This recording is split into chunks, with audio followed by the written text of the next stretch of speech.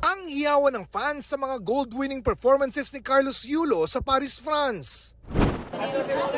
Malamang dumagundong lalo sa kanyang pagbabalik sa Pilipinas.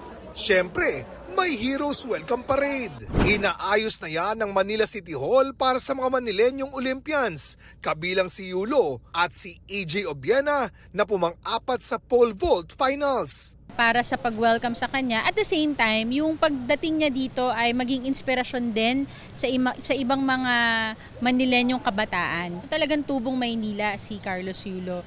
Napakalaking parangal ang binigay niya. Hindi lang sa buong bansa, particularly din sa aming mga Manilenyo.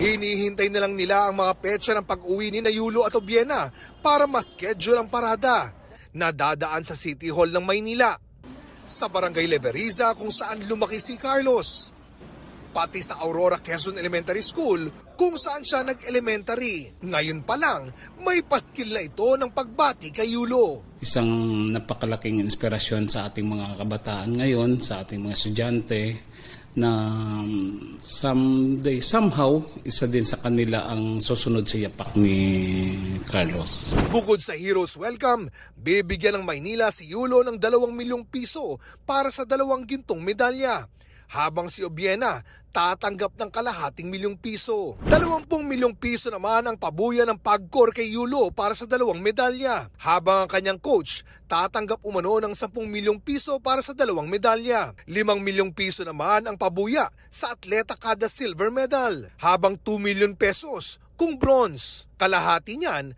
ang hiwalay na pabuya sa kanilang mga coach. Para sa GMA Integrated News, Oscar Oida, nakatutok 24 oras.